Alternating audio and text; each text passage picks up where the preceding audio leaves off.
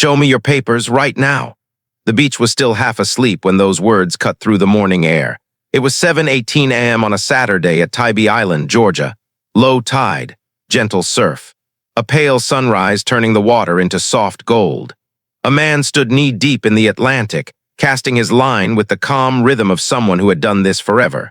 Board shorts, a faded Savannah State t-shirt, a weathered fishing hat pulled low.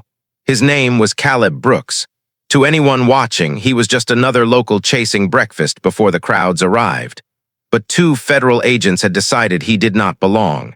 Agent Trent Hale and Agent Leela Mercer walked in from the parking lot with badges clipped to their belts. They did not greet him.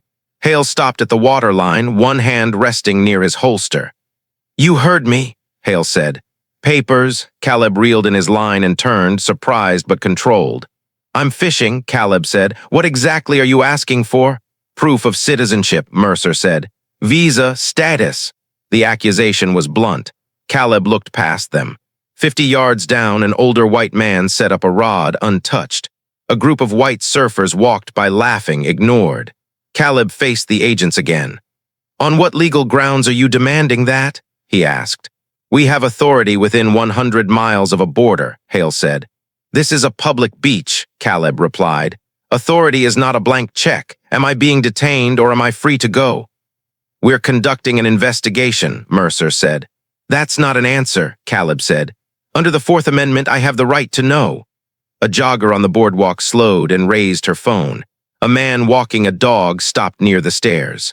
Hale pointed at Caleb's waist pouch and the tackle box on the sand. "We need to search your belongings." "I do not consent to any search," Caleb said. "You do not have probable cause." Hale ignored him. He grabbed the tackle box, flipped it open, and dumped everything onto the sand. Hooks, lures, extra line, a small fillet knife, a measuring tape. He sifted through it like he expected to find a crime under plastic bait. Mercer reached for the waterproof pouch clipped to Caleb's belt. Caleb stepped back. "I said I do not consent." Hale's voice rose. "Hands where I can see them." "My hands have been visible the entire time," Caleb said. Caleb pulled out his phone and began recording. "Put that away," Hale snapped. "I have the right to record federal agents in public," Caleb said. "I'm documenting this." Mercer grabbed Caleb's wrist, the one holding the phone. "I said put it down," she hissed. Caleb did not yank away. He spoke clearly for every camera. "You are making physical contact without lawful justification. I want your badge numbers." Hale stepped close, invading Caleb's space. "You're coming with us for questioning," Hale said. "On what grounds?" Caleb asked.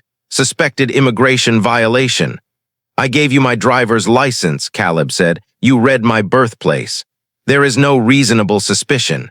Hale pulled out handcuffs. Phones rose higher. The jogger kept recording. Two teenagers by the stairs started filming. The dog walker moved closer. Caleb looked into his camera. "I am not resisting," he said. "I am complying under protest." The cuffs clicked shut behind his back. His fishing rod lay half in the surf. His tackle was scattered across the sand. And Caleb Brooks, a man who had done nothing wrong, stood handcuffed on a public beach. Hale keyed his radio and spoke loud enough for witnesses to hear. "Subject refused documentation," he said. "Became aggressive. Requesting transport." It was a lie, clean and confident. "That is false," Caleb said. "You have my ID, you searched my property, you escalated this." 20 minutes later, an unmarked SUV rolled up near the dunes. Supervisory Agent Randall Pike stepped out, calm eyes, practiced posture. He took in the crowd, the phones, the handcuffed man, and the dumped gear. Pike walked to Hale first. "Walk me through it," Pike said. Hale claimed the subject was suspicious and uncooperative. Pike cut in. "Did he provide ID?" "Yes." "Did it match him?" "Yes." "Did he become violent?" "No," Hale admitted, then added, "but he kept quoting rights and recording us." Pike stared at him. "So he knew the law?" Pike turned to Mercer. "Did he refuse consent to a search?" "Yes." "Refusing consent is not resistance," Pike said. He walked to Caleb. "Sir," Pike said, "tell me what happened." Caleb looked up composed. "I was fishing," he said. "They demanded proof I belong here. They searched my property without consent. They handcuffed me for asserting my rights. Then they lied over the radio." Pike held the silence, then asked, "What do you do for work?" Caleb answered without drama. "I'm a marine biologist," he said. I direct the Coastal Research Lab at Georgia Southern. I have a PhD.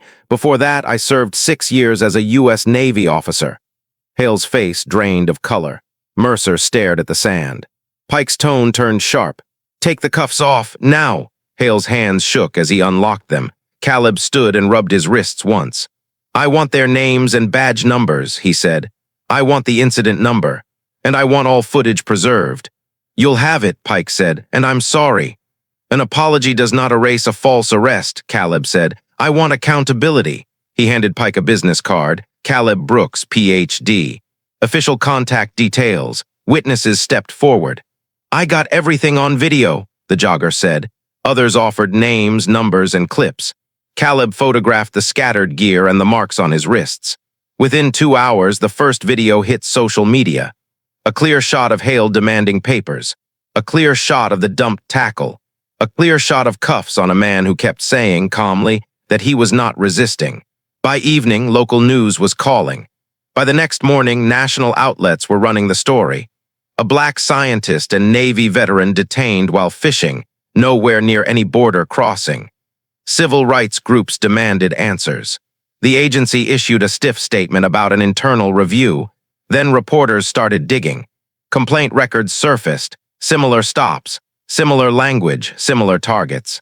More people came forward, saying Hale and Mercer had questioned them in parking lots, on highways, and near marinas, always with the same cold demand for proof. Caleb hired an Atlanta civil rights attorney named Tessa Warren. She filed a federal lawsuit for unlawful detention, illegal search, false arrest, and racial profiling. Body camera footage and witness video confirmed what the public already saw. No reasonable suspicion, no probable cause, no lawful reason for cuffs. A criminal case followed. In court, prosecutors replayed the footage, including Hale's radio lie and Mercer grabbing Caleb's wrist. The defense tried to call it good faith. The judge shut it down. Refusing consent is a right, the judge said. It is not obstruction. The jury returned guilty verdicts. Hale received 18 months in federal prison. Mercer received 14. Both were fired and permanently barred from law enforcement work. Then the civil verdict landed. $28.9 million. A record-setting settlement tied to wrongful detention and civil rights violations. The fallout spread beyond 2 agents. That field office was placed under oversight. Protocols were rewritten. Training was revised. Supervisors who ignored earlier complaints faced discipline. And the video became required viewing for new recruits. For Caleb, the hardest part was not the sand in his tackle box or the red marks on his wrists. It was the moment strangers watched him in cuffs, as if his existence needed permission. In the weeks after, he missed lab time for meetings and filings. Federal partners asked careful questions, wondering if the headlines would complicate joint work. Students emailed him late at night, shaken, asking how to stay safe when authority is wrong. Caleb answered the same way every time. Know your rights, he told them, and document the truth. Hale and Mercer tried to disappear, but the internet kept their names alive. Jobs vanished, friends vanished. The badge was gone, and so was the shield they thought it gave them. No hiding now. If you ever face something like this, remember what Caleb did. Stay calm. Do not resist physically. Ask if you are being detained. Say clearly, I do not consent to a search. Record if you can. Get witness contacts. Because evidence changes outcomes. 2 agents thought they could control a man's morning because of the color of his skin. Instead, they built the case that cost them everything.